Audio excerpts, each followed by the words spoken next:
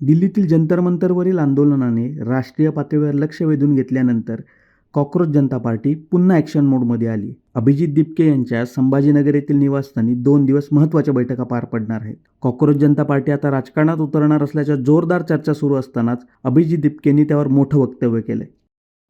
क्या आप लोगों का डिस्कशन होगा, क्या एजेंडा है, जरा उसके बारे में बताइए। जो हमारे पहले आंदोलन को सफलता मिली है उसके बाद लोगों की हमसे उम्मीदें बहुत ज्यादा बढ़ी है और उसके साथ साथ हमारी जिम्मेदारी भी काफी ज्यादा बढ़ गई है।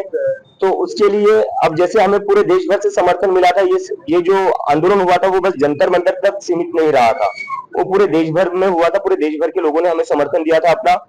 तो उसके चलते अब हम देश भर में कैसे अपना संगठन बढ़ा सकते हैं, हर राज्य में कैसे अपना संगठन बना सकते हैं, उसके ऊपर चर्चा करेंगे और उसके ऊपर हम देखेंगे कि किस तरह आगे बढ़ाया जा सकता है। उसके साथ साथ आगे जाकर कॉकरोच जनता पार्टी का क्या रोड मैप हो सकता है, क्या होना चाहिए और उसके लिए क्या क्या कदम उठाने चाहिए, उसके ऊपर भी चर्चा करेंगे हम।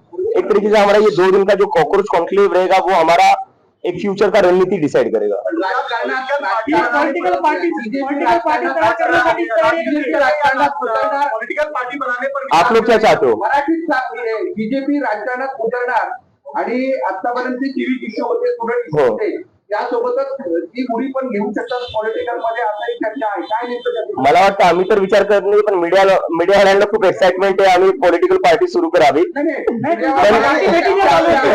नहीं गमत करतो सर, एक्सपेक्टेशन है उसके लेकर ऑफकोर्स आपका क्या पॉलिटिकल जो है पार्टी बनाने पर विचार है? क्योंकि कई सारे ऐसे छात्र संगठन है या जो युवा है, उनकी एक तरह से सोशल मीडिया पे ये मांग हो रही है कि आपको राजनीति में आना चाहिए या इस तरीके का एक पॉलिटिकल विकल्प देना चाहिए। तो क्या उसको लेकर आप लोग कंसिडर करेंगे पॉलिटिकल पार्टी बनने की? नहीं, देखिए इसमें 2 चीजें हैं। जैसे कि अभी क्या हो रखा है, चाहे पॉलिटिकल सिस्टम हो, चाहे जुडिशरी हो, चाहे मीडिया हो, चाहे इलेक्शन कमीशन हो, इन सभी इंस्टीट्यूशन से जनता का भरोसा उठ चुका है, पूरी तरह उठ चुका है। और जो हमारे मूवमेंट को सपोर्ट मिला था वो सिर्फ एजुकेशन तक लिमिटेड नहीं रहा था। जैसे जैसे आंदोलन बढ़ा, वो इन सारे इंस्टीट्यूशन के ऊपर जो भरोसा कम हुआ है जनता का, वो गुस्सा दिख रहा था। जंतर मंतर पर दिख रहा था, मुंबई में दिख रहा था, बंगाल में दिख रहा था, चेन्नई में दिख रहा था, देश भर में दिख रहा था। तो इसलिए हमें लगता है इन सारे इंस्टीट्यूशंस में अकाउंटेबिलिटी वापस लाने के लिए और कहीं ना कहीं इन इंस्टीट्यूशंस को वापस से न्यूट्रलिटी वापस लाने के लिए एक पब्लिक मूवमेंट की जरूरत है, पब्लिक प्रेशर की जरूरत है। और पॉलिटिकल पार्टी जो मुझे आज लगता है कि आज जो पॉलिटिकल सिस्टम का जो सिचुएशन है वो बहुत ही खराब है। सुबह लोग किसी को चुनते हैं, शाम को किसी और की सरकार बन जाती है। सुबह एमएलए एमपी एक पार्टी का चुनते हैं, शाम तक वो किसी और पार्टी में होता है। और जब वो ना हो तो वो डिलीट हो जाते हैं, और अगर वो भी ना हो तो क्या हो जाता है, अपना जितना भी पार्टी है उसको तोड़ा जाता है ईडी सीबीआई भेजकर। तो ऐसे सिचुएशन में जनता जो है वो त्रस्त हो चुकी है इन सारी चीजों से। इसलिए हमारी पब्लिक मूवमेंट को इसलिए सपोर्ट मिला क्योंकि सारे लोगों ने अपनी आइडियोलॉजीज के ऊपर उठकर, पॉलिटिकल पार्टीज के ऊपर उठकर एक साथ आए। इस जो भी चीजें हो रही है देश में अभी गलत, जो डेमोक्रेसी को वीक कर रही है, उसके अगेंस्ट एक साथ आए और ये गुस्सा दिखाया लोगों ने कि अब जो है इंडिया में एक पब्लिक मूवमेंट चलेगी, सोशल मूवमेंट चलेगी। उसके लिए विकल्प बनेगी, जो बातें आप कह रहे हैं युवाओं के लिए लड़ने के लिए, तो क्या विकल्प के तौर पे राजनीति में आएंगे? सवाल वही है। मैंने आपका उसका ही जवाब दिया मैंने कि अभी इंडिया को जो जरूरत है वो एक पब्लिक मूवमेंट की है। बार बार जो है संविधान के प्रश्न होते हैं, बार बार संविधान बचाने की बात संविधान विपक्ष की ओर से बार बार संविधान बचाने की बात हो रही है और संसद में भी जो है डिलिमिटेशन बिल पेश होने वाला है। आपकी रणनीति क्या रहेगी इसको लेके? क्या अभी जो आपके फोरम है उसमें चर्चा होगी इस विषय पे? आप नहीं, बिल्कुल उस पर हम चर्चा करेंगे, बिल्कुल।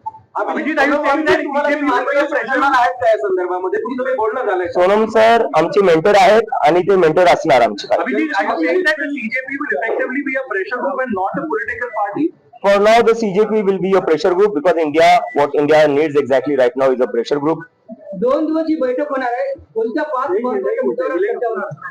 नाही, आता देशात जे एकंदरीत आपण पाहिलं, जे मी तुम्हाला आता सांगितलं, जे इन्स्टिट्यूशन्स आहे, जेवढ्या संस्था आहेत, त्यांच्यावरचा जो भरोसा कमी होत चाललाय लोकांचा, मग ते मीडिया असो, इलेक्शन कमिशन असो, पॉलिटिकल पार्टीज असो किंवा न्यायपालिका असो, त्यावर आम्ही चर्चा करणार आहे। E20चा जो मुद्दा आहे, खूप सध्या हे तो हिटेड मुद्दा आहे, त्याच्यावर आम्ही चर्चा करणार आहे। आणि त्याच्यासोबतच बेरोजगारी आणि देशाची जी एक देश जो आपला आर्थिक संकटात पडलेला आहे सध्या, पण त्यावर सरकार काही बोलायला तयार नाहीये, या सगळ्याच मुद्द्यांवर आम्ही चर्चा करू आणि याच्यावर आम्हाला काय करता येईल तेही आम्ही डिस्कस करू. अभिजीत, आपने कहा कि प्रेशर ग्रुप के तौर पे अभी आप काम करेंगे, तो सोनम वांगचुक की उसमें क्या भूमिका होगी, क्योंकि इस आंदोलन में आपका उन्होंने जो है काफी साथ दिया था, एक आंदोलन में वो भी शामिल हुए थे, तो आगे फ्यूचर में उनकी क्या भूमिका होगी आपके साथ? सोनम सर पहले से हमारे मेंटर रहे और आगे भी वो हमारे मेंटर रहेंगे. या बैठकीसाठी त्यांना काही बोलवलं होतं का सोनम वांगचुक? नाही नाही, त्यांची तब्येत सध्या खराब आहे, ते रिकवर होत आहेत ना. झारखंड में जो युवा वहां पर जो है आंदोलन कर रहे हैं, काफी दिनों से आंदोलन कर रहे हैं, आपसे भी वो लोग काफी उम्मीदें रख रहे हैं कि जिस तरीके से छात्रों का आंदोलन आपने जंतर मंतर में किया है, आपकी वहां पर भी आने के लिए लोग इंतजार कर रहे हैं, युवा इंतजार कर रहे हैं, तो क्या बीजेपी उनके आंदोलन में शामिल होगी या आप लोगों बिल्कुल शामिल होंगी. हमारे जो झारखंड के जो साथी हमारे वो ऑलरेडी वहां पर है और जरूरत पड़ी तो हम लोग भी जाने के लिए तैयार और हम जाएंगे जरूर. और हमारी उनसे फोन पर बात भी हुई, वीडियो कॉल पर बात हुई और हमने कहा है कि आपके आंदोलन को मजबूत करने के लिए जो हो सकता है वो कॉकरोच जनता पार्टी करेगी और उनकी जितनी भी डिमांड्स है हम उनका पूरा समर्थन करेंगे. Thank you. हाँ, कल दोपहर को 2 बजे हम एक डिटेल ब्रीफिंग करेंगे. हमारी जो भी मीटिंग होगी उसका जो भी निष्कर्ष रहेगा वो आप सभी लोगों के सामने रखेंगे. अरे मी त्याच्यावर 3 मिनिट दिले. झारखंडला आम्ही झारखंडचा सोबत आहे, विद्यार्थ्यांसोबत मी बोललेलो आहे आणि त्यांना म्हणले आम्ही तुमच्या ज्या काही मागण्या आहेत पूर्णपणे आम्ही समर्थन करतो. आम्ही येस